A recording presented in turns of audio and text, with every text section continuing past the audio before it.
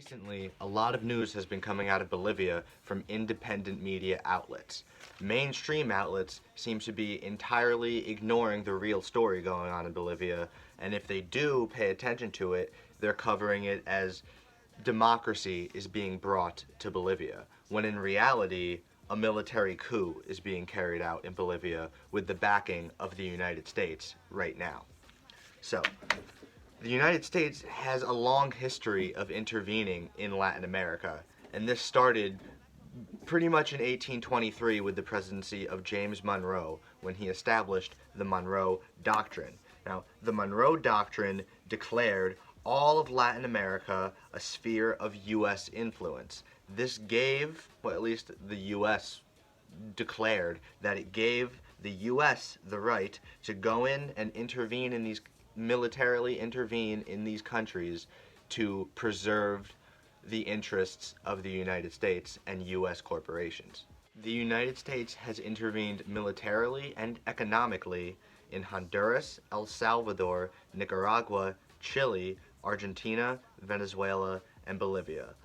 All of these interventions have been marked by destabilization, bloodshed, and a vicious cycle of violence in order to control the country's resources. Just earlier this year, the United States tried to mount a regime change operation in Venezuela against popularly elected socialist president Nicolas Maduro. Now, we wanted to do this because ever since the election of Hugo Chavez to the presidency of Venezuela in 1998 in the Bolivarian Revolution, the natural resources of Venezuela have been nationalized, and all the profits of them have been put towards alleviating poverty in the population of Venezuela. Now, U.S. corporations don't like when the money goes towards alleviating poverty. They like when the money goes into their bank accounts. So they just want access to Venezuela's natural resources. A very similar situation to the one that has played out in Venezuela is currently playing out in Bolivia. Now, when President Evo Morales came to power in Bolivia in 2006, he nationalized Bolivia's resources and put those profits towards poverty reduction programs and building up local economies. Under the Morales government in Bolivia, Bolivia went from one of the poorest countries in South America to being the fastest growing economy in all of South America.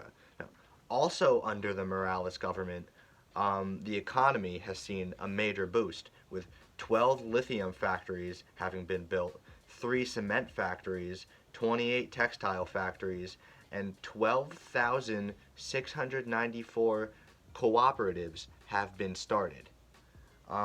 Also, 134 hospitals have been built, 25,000 kilometers of roads have been built, 100,000 schools have been built, and 7,191 recreation centers have been built under the Morales government using the funds from their resources that would have otherwise went to line the pockets of huge multinational corporations looking to exploit them. These policies being advocated by Evo, the first indigenous president of a majority indigenous nation, were very threatening to U.S. corporations. So these U.S. corporations then attempted to foment insurrection within the country. Now, Bolivia has a two-tiered election system, which has actually been recommended by civil society groups. Now, I put air quotes around civil society because they're not that civil. But Bolivia has a two-tiered election system, which has actually been recommended by civil society groups like the Organization of American States. Now, before all votes were counted in the first tier of the election, Evo's opponent, Carlos Meza, claimed he was going to win the election entirely. Now, that was with less than 83% of the vote counted. He just went out and claimed that he was going to win. Now, with 83% of the vote counted in the first tier of the elections, Evo led by 7%, which was less than the 10% required for outright victory. At this point, the electoral authorities stopped the count, because the first tier has never reached 100% in the history of Bolivian elections. You know, at this point, Meza and the Organization of American States demanded that the count continue. So Evo he conceded and he said, okay, let's continue the count. Um, so when the count finally reached 95.63% complete, the electoral authorities decided that that was enough to stop the count. Now, when it was stopped this time, Evo was winning by more than the 10% required to establish outright victory.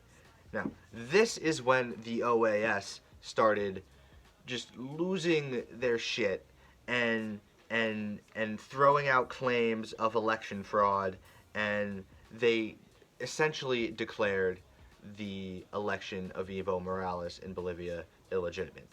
As the Organization of American States was declaring that the elections in Bolivia were illegitimate and stating that Evo Morales used authoritarian measures to maintain power, top military officials and top officials within the law enforcement of Bolivia also began to call for Evo Morales to step down.